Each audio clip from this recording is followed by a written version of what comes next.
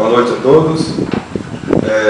Concluindo o nosso ciclo de apresentações da esquete que preparamos para esse final de ano, nós o fazemos com a certeza de que a gente cumpre o nosso papel de desenvolver o nosso slogan, que diz que com a arte a vida fica mais fácil de ser entendida. E hoje nós vamos falar exatamente sobre a morte.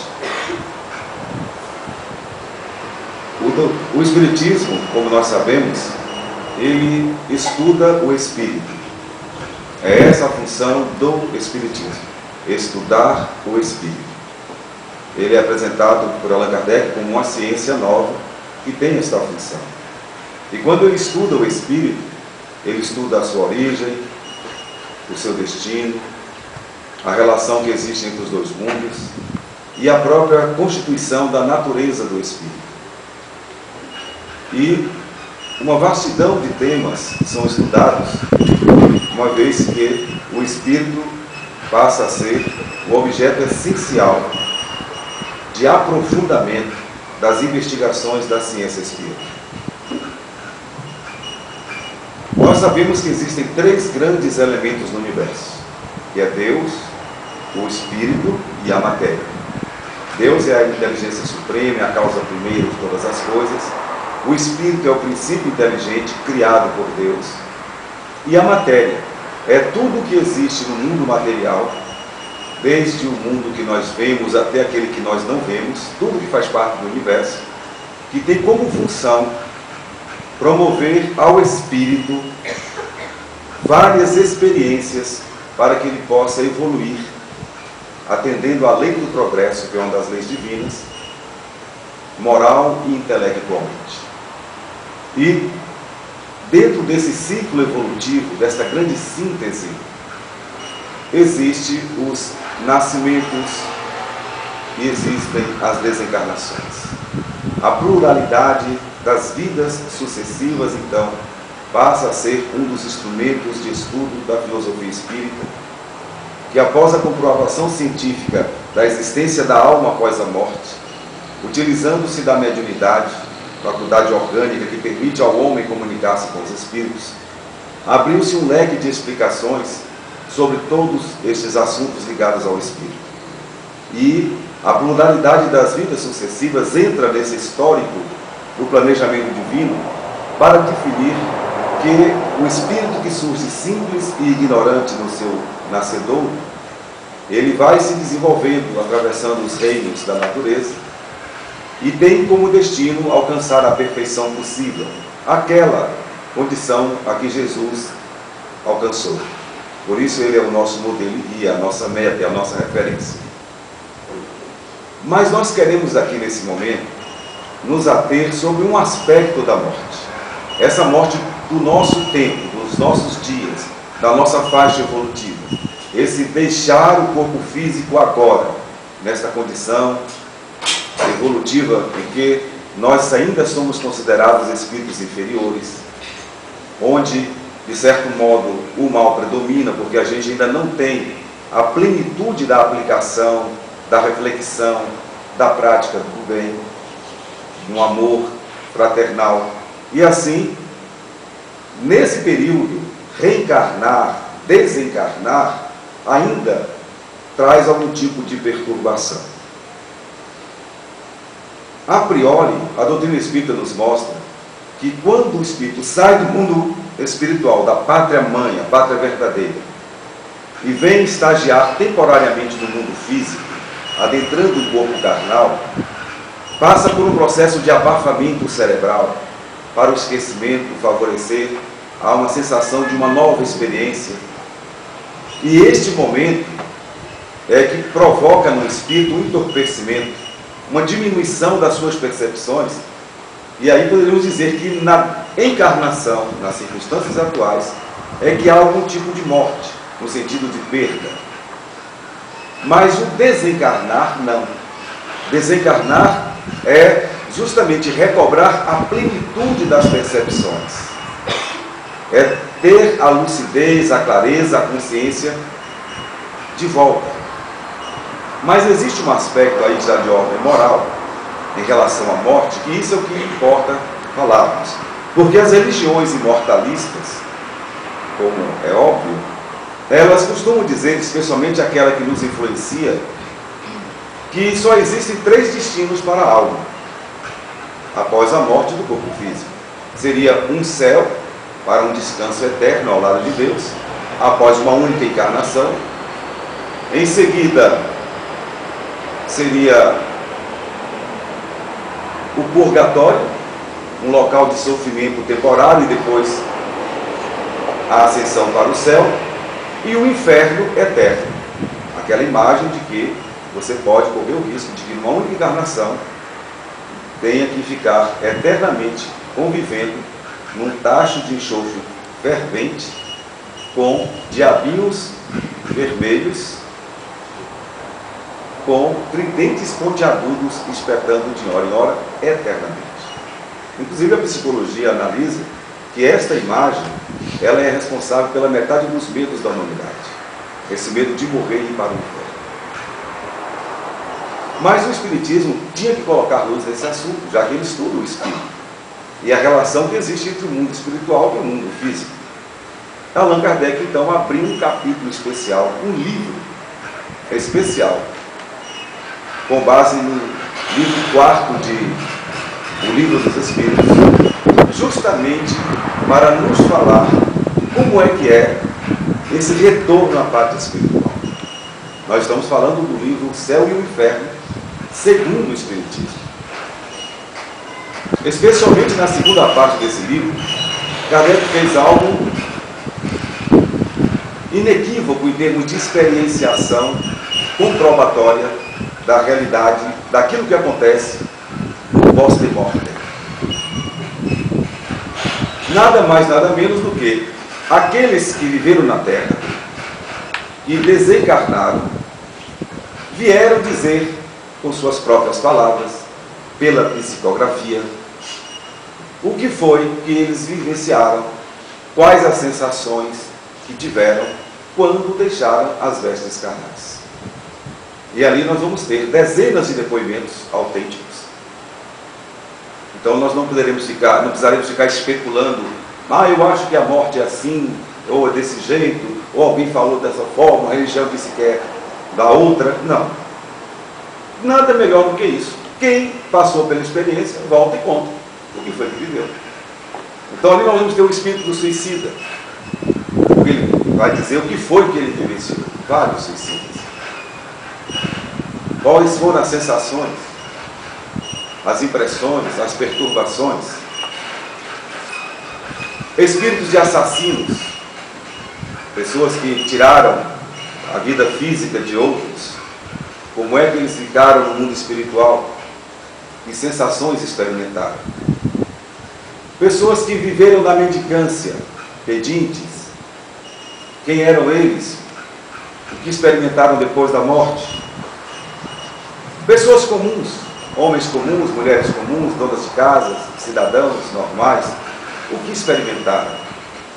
Pessoas ricas, financeiramente falando, usufruíram de muitas posses, o que experimentaram, de acordo com o que fizeram, com aquilo que receberam como empréstimo divino.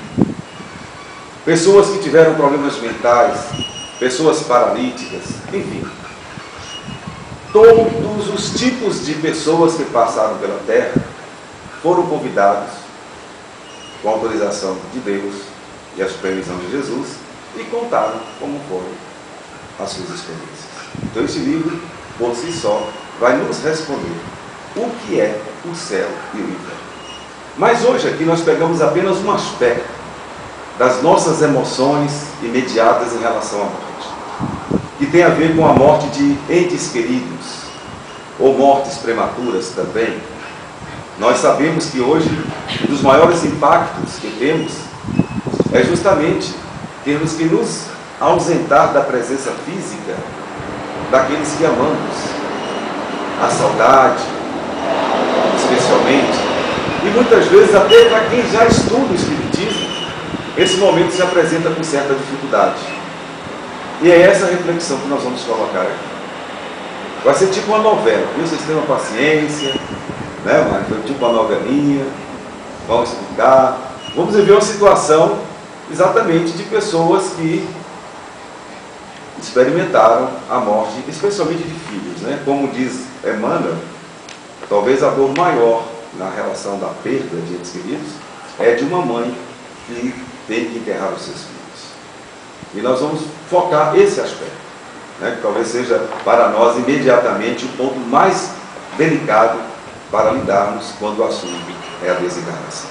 Mas não vou me alugar mais, deixaremos que a própria esquete faça as reflexões devidas.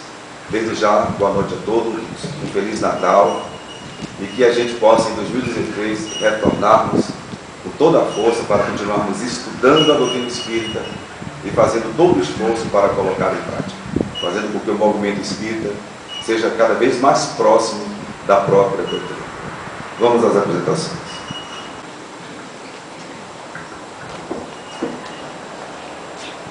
Olá, Sandra. Sandra, como tem passado, minha amiga? Oi, Raí. Meu amigo, eu não sei definir o que eu estou sentindo depois que o Júnior se foi. O Júnior, sim. Quase um ano se passou, Raí. Eu não consigo aceitar. Ai, eu não consigo. Oh, Sandrinha. Há uma pessoa ignorante sobre o espiritismo, Sandra, eu até saberia o que dizer, mas realmente fica difícil, querida, de falar de alguma coisa sobre a doutrina espírita que você ainda não saiba, pelo menos na teoria. Raí, você tocou num assunto que vem me perturbando nos últimos dias. Você está com pressa? Não, minha querida, não estou com pressa, continue, fale, pode fazer bem. É que eu me achava plenamente preparada para encarar a morte com total equilíbrio. Mas não está sendo assim, Raí, não está sendo. Está assim. Olha, Sandra, eu acho que você se cobrou demais essa postura equilibrada. E isso tem provocado em você um conflito íntimo, gerando toda essa angústia. Isso, meu amigo, exatamente isso. Eu me lembro que logo após o desencarne do meu filho, eu consegui me manter até certo ponto equilibrada. Eu me lembro. Sim, você estava equilibrada, Sandra, sim. Mas depois de um certo tempo, eu comecei a me questionar. Será que eu não estaria sendo fria ou insensível? Como se eu devesse sofrer mais ainda pela morte do meu filho, que se foi tão jovem, tão jovem, tão jovem. Sandra, me diga uma coisa. Houve algum comentário de algum amigo, ou algum parente não espírita a esse respeito? Ouve, sim, ouve. E agora que você tocou no assunto, eu estou pensando, me preocupei demais com isso. E essa ideia fixa tem me perturbado tanto assim. Nada de culpas desta hora, minha querida, nada de culpas. Existe todo o contexto cultural do qual fazemos parte e que exige exatamente isso, Sandra, que nós demonstremos o nosso amor ao ente desencarnado, nos impondo um luto eterno, um luto, uma negritude eterna. Não, Sandra. Eu ouvi muitas vezes que povo estranho esse povo espírita. O filho morre e a mãe nem parece que está sofrendo. Que povo estranho, esse povo espírita. Mas a doutrina espírita, ela vem nos ajudar a romper com esse homem velho que nós insistimos em manter jovens dentro de nós, Sandra. Essa é a doutrina espírita. Ai, e eu que tantas vezes orientei mães desesperadas com a morte de um filho acerca da eternidade da vida, e hoje eu não estou sabendo usar para mim essas orientações, não estou sabendo.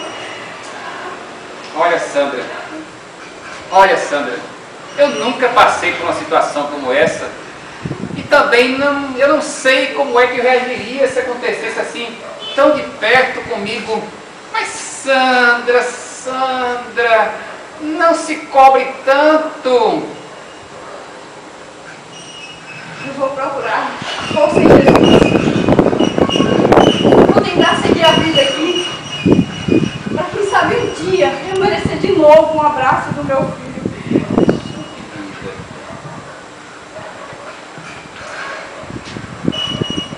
Sandra, eu também acho, Sandra, que nós nos acomodamos demais. Não nos acomodamos demais. Mas aí, tantas reuniões mediúnicas que eu frequento, nenhuma notícia, nada. Será que todos esses anos dedicados ao movimento espírita não me fizeram merecer isso? Uma notícia, só saber como meu filho está. Não se desespere, Sandra, não se desespere. Nós, espíritas, sabemos que a morte não é o fim de tudo. Mas por que, Raí? Se a morte não é o fim, por que a morte ainda nos causa tamanho sofrimento? Mesmo com tanto esclarecimento da doutrina espírita, por que, Raí? Porque nós estudamos, nós lemos, nós vemos toneladas de livros de Chico Xavier, ficamos admirados.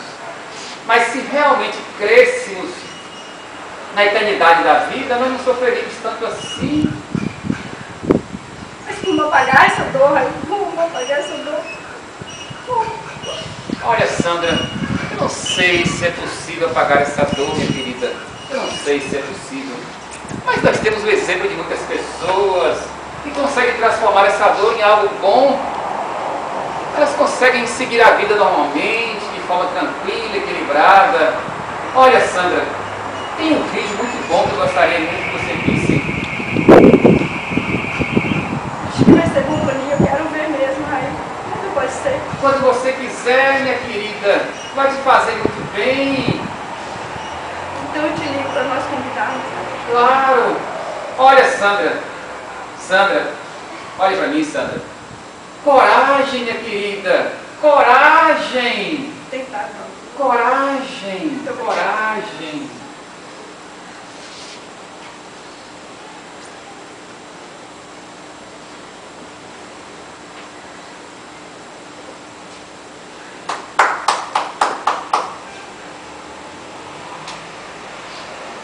Pois não.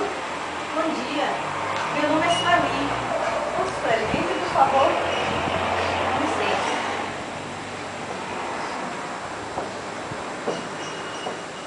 Eu gostaria de conversar um pouco sobre o amor de Deus a todos nós. Ô, minha querida, me desculpa, eu estou meio ocupada agora. E além do mais, eu sou espírita. Não conheço muito, mas pelo pouco que eu sei, é uma linda doutrina. Nunca vi um evangélico falar assim. Mas eu não sou evangélica. Oh, me desculpa, meu nome é Sandra. Você aceita um café, um chá? Não. Muito obrigada. Eu estou bem, Sandra. Mas você está me falando sobre o amor de Deus? Sim. Há 2 anos, Deus buscou a minha filha de 19 anos num acidente de moto. E ao saber da notícia, meu mundo acabou.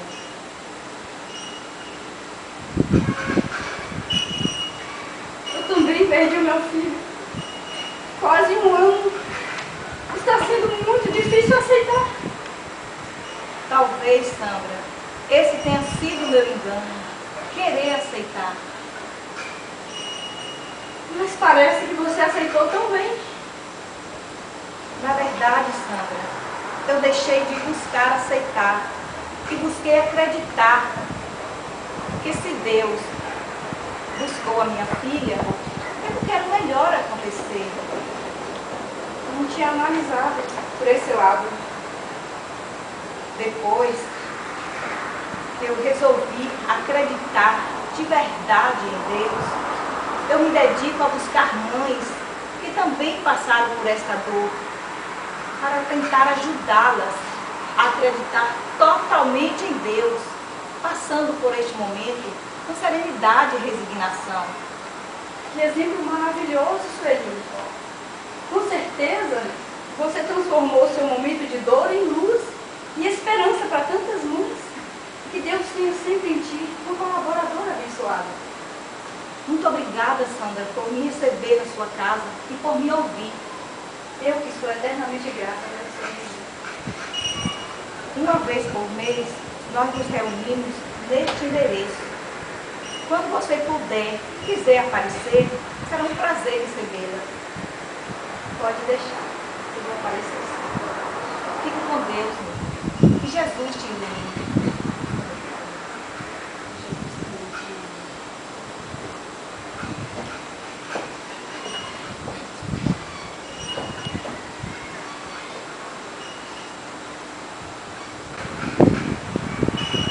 Como minha mãe está demorando muito, Bianca, será que ela não virá? Se acalma, Cris.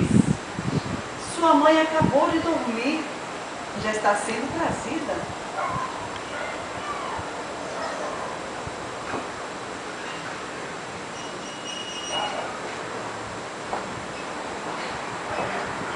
Que bom revê-las, minhas queridas. Mamãe! Oi, minha filha, que saudades. Muito prazer, Sueli. Prazer é meu, Bianca. Sua filha já estava achando que não viria. Veja se eu ia perder o encontro destes. E você, filha, como tem se comportado? Olha, tem que seguir as orientações direitinho.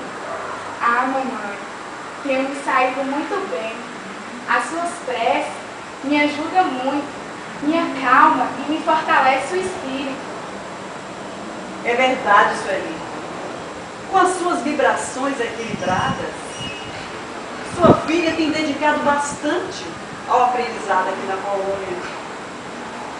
Eu queria que meus amigos daqui pudessem ver a mãe de vez em quando como eu. Esse momento nos dá muito ânimo para suportarmos a saudade que ainda sentimos. Isso não acontece, Bianca? Infelizmente não, amiga. Muitos pais, por conta da rebeldia, do desespero, acabam prejudicando o equilíbrio dos seus filhos desencarnados, tornando impossível o encontro deles sem prejuízo a ambas as partes. Que tristeza, Bianca. Que tristeza. Aquela mãe, Sueli, que você visitou hoje, a Sandra, ela tem causado muito sofrimento ao seu filho Júnior, devido às vibrações desequilibradas que emanam. É aquele rapaz que nós visitamos hoje, Bianca? Exatamente, Cris.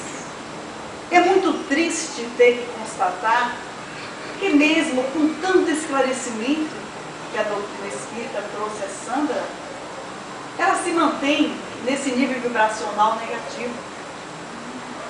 Mas, pelo pouco que li, Bianca, eu percebi que a eternidade do espírito é um dos fundamentos básicos da doutrina espírita.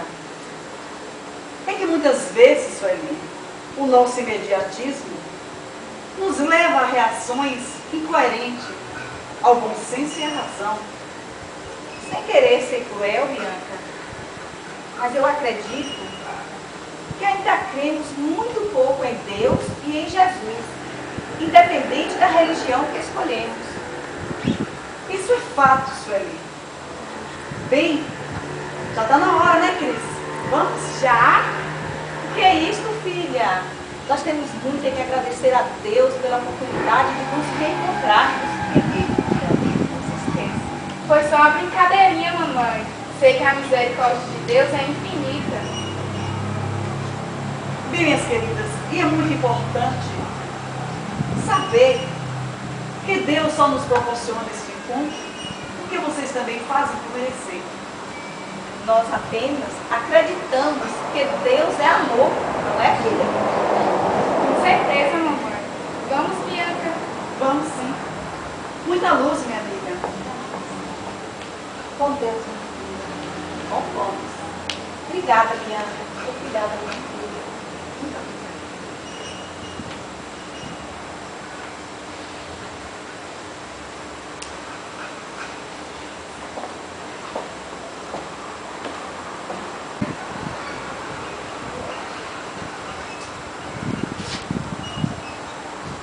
pontual, como sempre, hein, Sandra?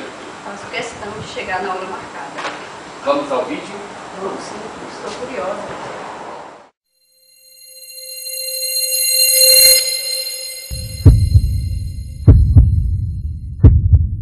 Eu acho que a Aninha, né, pra gente, ela só trouxe felicidade. Ela é uma menina muito educada, muito boa. E assim, eu tenho uma certa dificuldade de falar dela, viu? Mas eu só lembro de coisa boa dela. Muito. Todos os dias a gente se dizia eu te amo, né? Não tinha um dia que a gente não se abraçava, não se beijava e não se dizia eu te amo. Mesmo porque assim, 10 anos muito juntas, muito próximas, muito nós duas e de repente cadê minha metade? Às vezes eu pensava, meu Deus, por que eu? Eu só tinha ela. Eu não tinha outra filha. E eu sempre fui uma mãe excelente, assim. Eu me considero que eu fui uma mãe boa para minha filha. Então por que isso aconteceu comigo e com ela, né? Os espíritos sempre lhe contaram que até os 7 anos de idade, principalmente, o processo reencarnatório ainda se processa. Então não é só na hora do nascimento. Se ela tem um grande resgate do passado, ou a enfermidade que a levará, ou o acidente, de alguma forma aparece. Há muitos relatos de pais que perderam filhos pequenos que dizem: meu filho desde o início parecia que queria viver tudo rápido. Ele queria ser adulto, ele queria que as coisas acontecessem rapidamente, como que soubesse, como se algo dentro dele dissesse que o seu tempo na Terra não era grande. Ela tinha uma vontade de ser adulta. Eu falava, filha, aproveita, a coisa melhor do mundo é ser criança. Gente, a única responsabilidade é brincar e estudar. Eu acho que ela sentia, né, que não chegaria a essa fase. Elas tinham uma necessidade muito grande de ser adulta. E é uma prova, sempre é, para o pai e para a mãe, aquela ausência. Mas quando mergulharam na carne e quando principalmente receberam aquele ser, foram avisados. São retirados do corpo quando aquele ser vai voltar.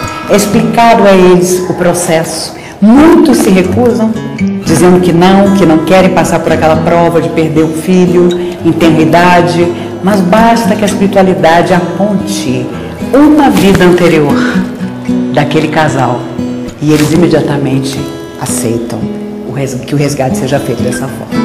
Eu sempre pensava, eu via minha filha machucada, sabe? Uma coisa muito estranha. Eu via minha filha com a cabeça machucada. Eu sempre vinha aquele sentimento, sabe? Eu via isso. E aquilo me dava uma sensação tão estranha, sabe? E a gente ia fazer caminhada, quando a Cléia ia fazer caminhada com a cachorrinha, passava ali naquele lugar. O que eu falava para você? Eu sempre tinha uma sensação tão estranha. Eu falei, isso aqui eu não me sinto bem passar aqui, antes de acontecer o fato, entendeu? Parece que já estava sendo aquela coisa, já estava sendo avisado.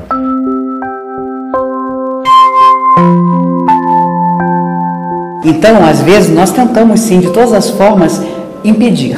Não, minha filha não frequenta nem o colégio direito, eu não deixo que ela saia, eu não deixo que ela faça isso ou aquilo. E quantos relatos existem de adolescentes, por exemplo, que o pai não permitia que usasse um metrô e na primeira vez que permite, há uma bala perdida, há um acidente e você tentou tanto, mas você não pode impedir aquilo que é muito maior, que é a escolha da própria alma.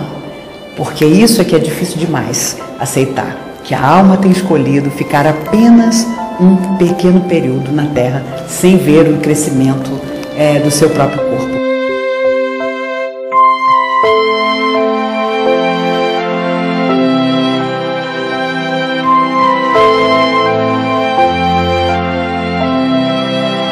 É óbvio que no início você quer uma mensagem, você quer uma palavra, e muitas vezes durante o sono os espíritos fazem com que nós saibamos que a pessoa está bem. Leva um tempo para que emocionalmente nós possamos ter contato com aquela pessoa sem acordar desequilibrados. Então eles demoram um pouco para fazer esse contato, porque senão a pessoa acorda e não quer viver o dia. A filha Ana Clara. Aí falava, mas ela não está aqui. Falei, onde é que ela está? Eu preciso ver minha filha, eu quero ver minha filha. Não, você não pode ver sua filha. Eu falei, por que não? Eu sou a mãe dela, eu quero ver minha filha. Aí ele falou assim, ó, você não pode ver sua filha porque não era a hora de você ainda ter vindo. Como você veio antes, vai demorar um pouco para você ver sua filha. Ela falava, não, assim, também não quero ficar aqui não, quero voltar. Então assim, eu acordava. Aí o que eu tirei desse sonho? Que eu tenho que parar com essa ansiedade de querer ir embora. As primeiras coisas estão sendo mais difíceis, né? O primeiro Natal, o primeiro dia das crianças, para ele, né? O primeiro dia dos pais, né? Agora tá chegando para mim, né? O primeiro dia das mães, o aniversário.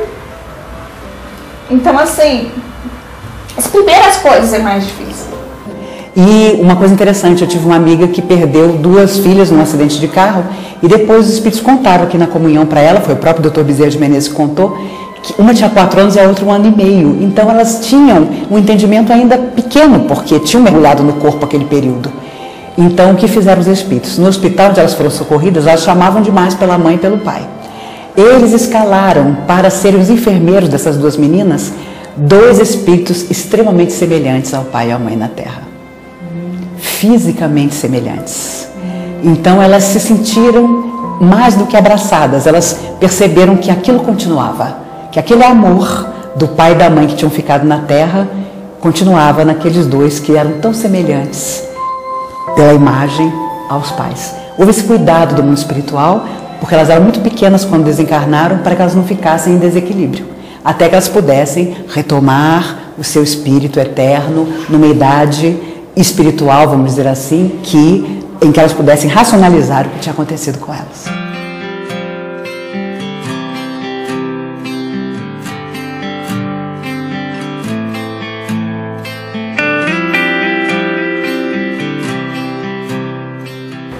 Se a gente quer que os nossos filhos estejam felizes, né, que eles estejam em paz, a gente tem que transmitir essa paz para eles. Chorar a gente vai chorar, sentir saudade a gente vai sentir saudade, mas a gente tem que seguir em frente. Não tem como voltar atrás, né? Não tem como fazer alguma coisa para se reverter isso, pegar a sua dor, pegar a sua saudade e seguir em frente. Emmanuel dizia que não há dor maior na Terra que a perda de um filho. Não há. Ele era categórico ao dizer isso, que era a dor maior. Não importava a idade, não importava as circunstâncias, mas que aí havia sim uma prova que precisava ser expiada. É como se prova e expiação se juntassem. Um momento dificílimo, mas, e justamente por isso, de grande proteção para a criança que desencarna.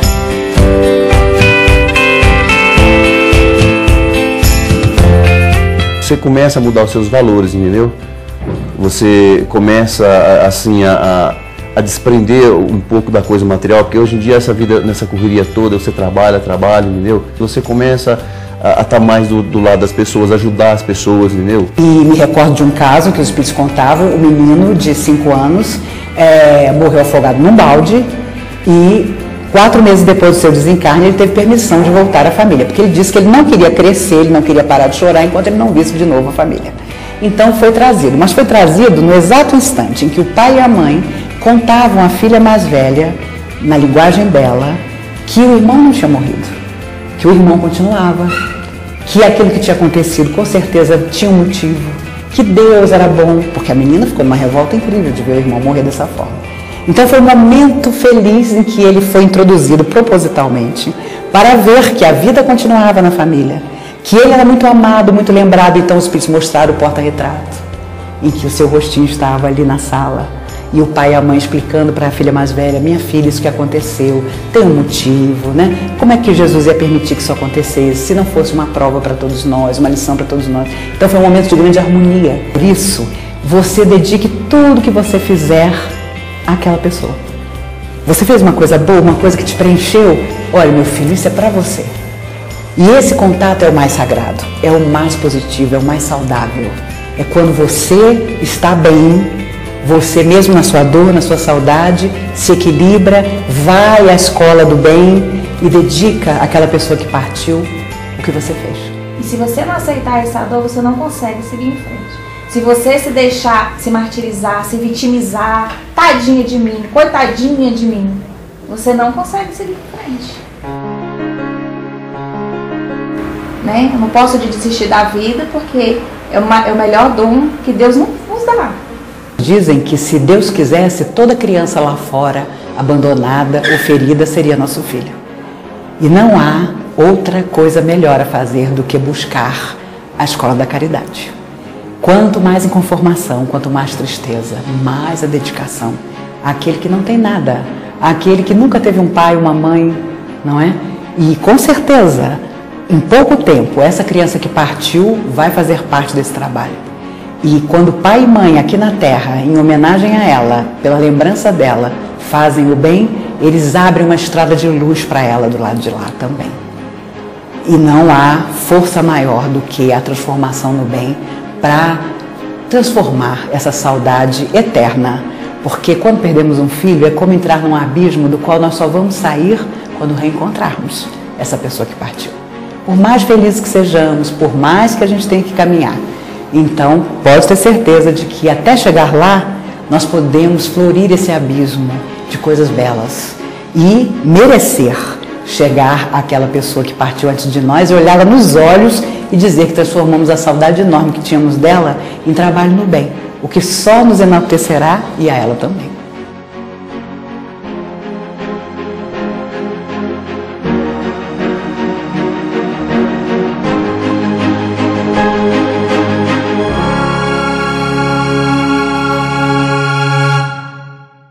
Então, o pai e a mãe que perderam um filho não precisam ficar apavorados. Ah, meu Deus, meu filho vai reencarnar longe de mim, quando eu voltar para o mundo espiritual eu não vou reencontrá-lo. Não, até as pedras se encontram.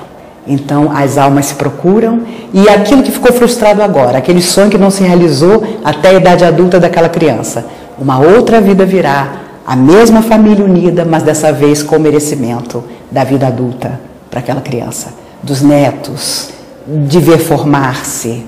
Nessa vida não deu, mas numa próxima. Então, Sandra, o que você achou? Impressionante, Raí. Apesar de tanto esclarecimento da doutrina espírita, eu ainda me sinto tão... Você se sente tão injustiçada. Eu acho que essa palavra resume o que estou sentindo. Mas nós sabemos que não existe injustiça em Deus, né, Sandra? E ver esse exemplo tão claro da morte, como um retorno à verdadeira casa, me deixa com a sensação de que eu ainda não vivencio o Espiritismo. Mas quem de nós pode dizer que vivencia o Espiritismo integralmente, Sandrinha? Mas a questão da morte deveria ser encarada por nós espíritas com mais tranquilidade, com mais calma. Me desculpa, Raí, eu não quero ser grosseira contigo, tu só está querendo me ajudar. Mas eu achava que já compreendia a morte de forma espírita, até acontecer comigo. Não, minha querida, você não está sendo grosseira comigo. Como eu já te falei anteriormente, eu nunca passei por uma experiência como essa, assim tão de perto, e nem sei como é que eu reagiria. Mas Sandra, nós temos o exemplo de Jesus. Às vezes eu não me sinto capaz de seguir esse exemplo, Pai. Jesus nos deu a prova da continuidade da vida. Desculpa, meu amigo, mas talvez eu ainda não creia o suficiente. Oh, Sandra, Jesus voltou para nos mostrar que a vida continua sem um corpo físico e para nos incentivar na construção do reino de Deus em nós, em nossos corações. Mas a saudade dilacera, Raí. Eu queria abraçar o meu filho de novo. Olha, Sandra, ninguém em sã consciência vai criticar a dor e a saudade de uma mãe. Mas o livro O Céu e o Inferno do mestre Allan Kardec nos traz as consequências que esse tipo de vibração provoca no desencarnado. Eu vou tentar, Raí. Raí, você é a prova viva de que Jesus continua nos amparando, nos fortalecendo. Tenha mais um pouquinho de paciência comigo, meu amigo. Claro, minha querida, claro. Paciência que não falta, paciência que não falta. Eu quero saber, Raí, como ser voluntária naquela instituição que você ajuda. Você me explica? Claro, será um prazer muito grande. Será um prazer muito grande. Mas, antes disso, vamos tomar um cafezinho. Vamos falar mais sobre o céu e o inferno.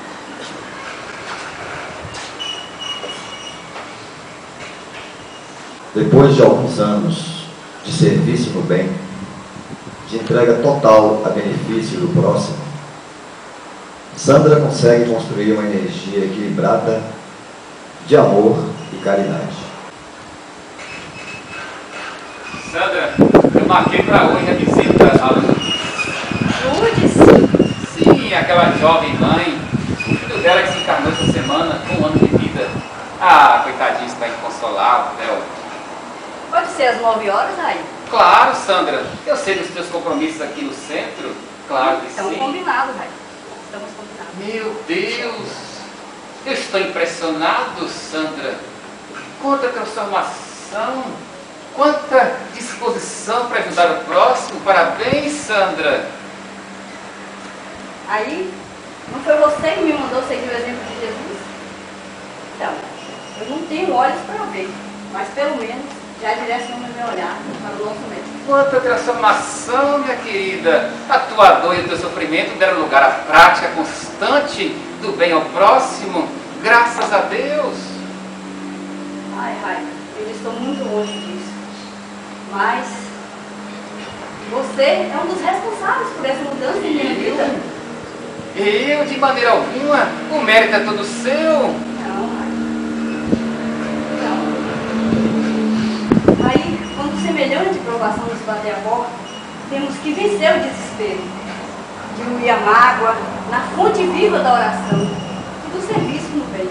Ah, minha querida, eu fico muito feliz com esse teu jeito carinhoso de atender essas mães, esses pais, em processos de expiação tão dolorosos.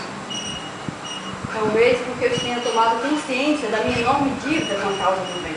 E também com muita gratidão a Deus e a Jesus.